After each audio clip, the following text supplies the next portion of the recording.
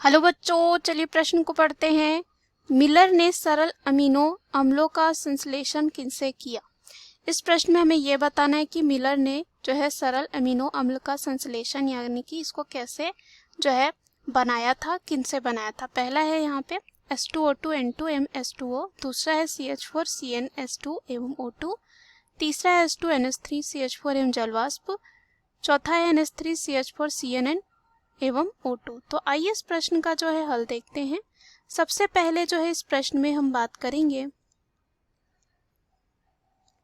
मुख्य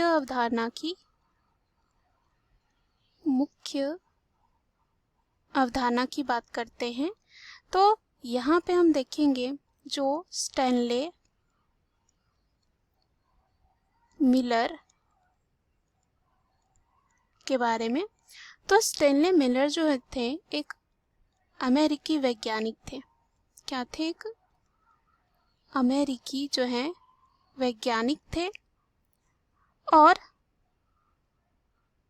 इन्होंने जो है स्टैनले मिलर ने जो है 1953 में जो है एक प्रयोग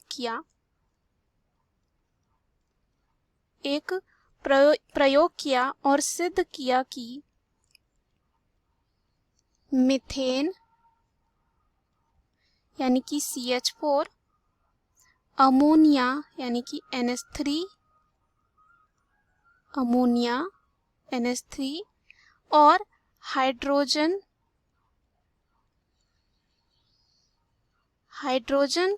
के रासायनिक संयोग से जो है अनेक ऐसे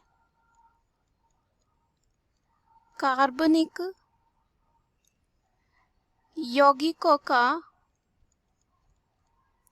यौगिकों का निर्माण होता है जो जीवन की उत्पत्ति के लिए जरूरी थे। और इन रासायनिक क्रियाओं के लिए जो है आवश्यक ऊर्जा विभिन्न स्रोतों से प्राप्त हुई, जैसे कि विद्युत विसर्जन, पराबैंगनी किरणें, ज्वालामुखी।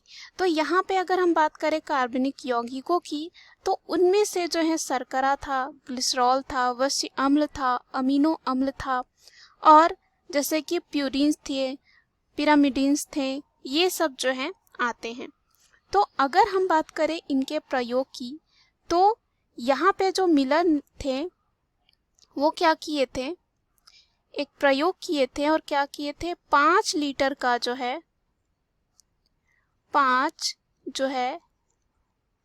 5 लीटर के फ्लास्क में जो है इन्होंने मीथेन यानी कि CH4, अमोनिया यानी कि NH3 और साथ में हाइड्रोजन गैस का मिश्रण लिया था।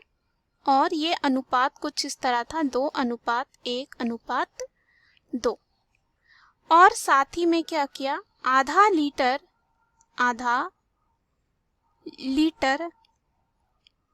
के फ्लास्क में जो है उन्होंने क्या किया, जल उबालने का प्रबंध किया, ताकि इससे क्या निकले, भाप निकले यानी कि वाष्प।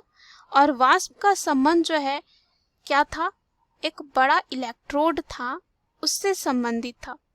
और ये जो है क्या किए, बड़े इलेक्ट्रोड के मध्य यानी कि बीच जो है 1 सप्ताह तक तीव्र विद्युत धारा प्रवाहित की। इसको हम देखते हैं चित्र द्वारा। यहाँ पर जो है चित्र दे रखा है, तो इस चित्र की बात करते हैं। तो यहाँ पे जो ये चित्र दे रखा है, ये है मिलर का प्रयोग का चित्र। तो इसमें क्या क्या था, इसमें जो है उपकरण लिए गए थे, विभिन्न उपकरण, साथ ही साथ बहुत सारी जो है इनमें क्रियाएं हुई। ये उपकरण क्या थे, क्रियाएं क्या थी, इसको हम देखते हैं। तो मिलर जो थे उन्होंने जो है यहाँ पे गैसें ली थी, यहाँ पे ये जो है गैसें ली थी। और हमने पीछे देखा कि ये मीथेन लिए थे, साथ ही साथ NH3 और H2 लिए थे। इसका अनुपात क्या था, 2:1:2। और ये जो था एक स्फुलिंग जो है विसर्जन। यहाँ पे जो है ये कह सकते हैं स्फुलिंग जो है विसर्जन था। उसके बाद इन्होंने जो है इलेक्ट्रोड का उपयोग किया था, इलेक्ट्रोड का उपयोग किया था, साथ ही साथ एक कंडेंसर का भी जो है उपयोग किया था, कंडेंसर का। उसके बाद एक टोटी भी ली थी, टोटी, और कार्बनिक यौगिक युक्त जल लिया था। यहाँ पे जो है कार्बनिक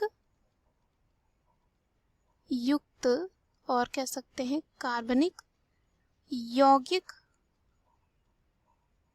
युक्त जो है इन्होंने क्या लिया था, जल। अब यहाँ पे कार्बनिक यौगिक क्या हो सकते थे, जैसे कि शर्कराएं, और कह सकते हैं शर्करा था, साथ ही साथ एलेनीन,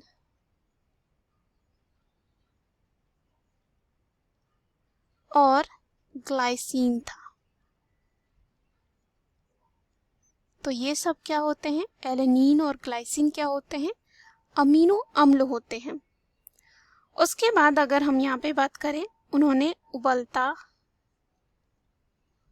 जल लिया था और इसे गर्म करने के लिए एक बर्नर भी लिया था। उसके बाद उबलते हुए जल से जल वाष्प निकल रहा था, और साथ ही साथ यहाँ पे एक निर्वात को जाता था।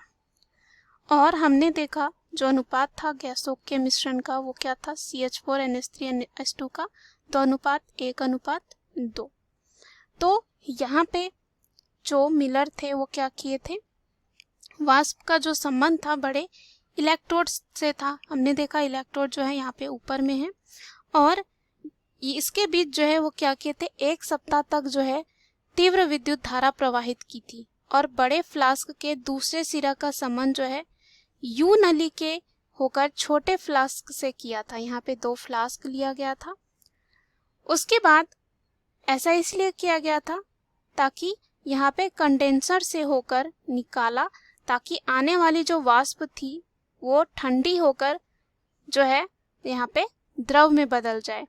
और प्रयोग के बाद क्या हुआ, उन्हें यू नली में जो है गहरा लाल सा रंग, और कह सकते हैं गहरा लाल सा गंदला तरल पदार्थ प्राप्त हुआ। और इस पदार्थ से ये पता चला उन्हें कि इनमें जो है अनेक प्रकार के क्या है, कार्बनिक यौगिक, जो यहाँ पे हम देख सकते हैं जो कार्बनिक यौगिक है, शर्करा, एलेनीन, ग्लाइसिन, ये सब जो हैं। तो यहाँ पे अमीनो अम्ल था, सरल शर्कराएं थे, और बहुत सारे अन्य प्रकार के जो है कार्बनिक पदार्थ उपस्थित थे। तो यहाँ पे जो है अगर हम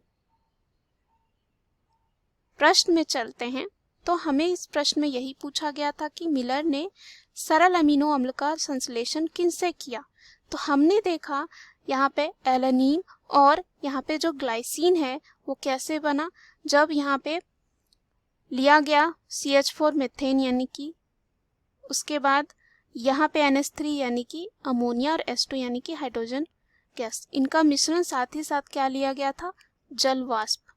तो यहाँ पे इसके बाद ही क्या बना था, अमीनो अम्ल बना था।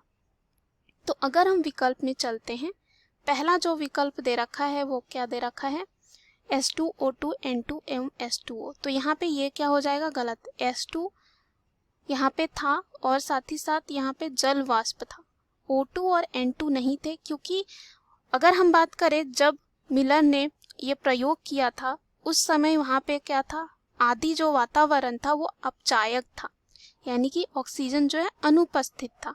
उसके बाद ऑक्सीजन से ही जो है अन्य गैसें बनी, जैसे कि यहाँ पे नाइट्रोजन गैस दे रखा है। तो ये क्या हो जाता है, यहाँ पे गलत हो जाता है। और ऑक्सीजन का निर्माण कैसे हुआ था, जब जीवन की उत्पत्ति की वजह से जो है क्या हुआ, प्रकाश संश्लेषण स्वपोषियों द्वारा किया गया, जैसे कि पेड़ पौधे, तो उससे क्या निकला, ऑक्सीजन। तो यहाँ पे फिर जो वातावरण था वो ऑक्सीकारक हो गया, तो ये गलत हो जाता है। उसके बाद यहाँ पे बी दे रखा है CH4 CN H2 एवं O2। तो यहाँ पे ये भी क्या हो जाता है, गलत, क्योंकि हमने देखा कि CN का जो है उन्होंने प्रयोग नहीं किया था, उन्होंने जो है यहाँ पे प्रयोग किया था जैसे कि CH4, NH3, H2 और O2 का, तो ये भी हमारा क्या हो जाता है, यहाँ पे गलत हो जाता है। तीसरा दे रखा है H2, NH3, CH4 एवं जल वाष्प, जो हमारे इस प्रश्न का क्या हो जाएगा, उत्तर। हमने देखा कि इस अनुपात में जो है यहाँ पे H2, NH3 और CH4 को लिया गया था, साथ ही साथ जल वाष्प का प्रयोग किया गया था। तो ये क्या हो जाएगा इस प्रश्न का सही उत्तर। डी है NH3, CH4, CN एवं O2। तो पुनः ये कि भी क्या हो जाता है, गलत हो जाता है, क्योंकि वहाँ पे CN और O2 का प्रयोग नहीं किया गया था। दिए गए प्रश्न का सही उत्तर है सी। आशा करती हूँ यह उत्तर आपको समझ में आया होगा। धन्यवाद।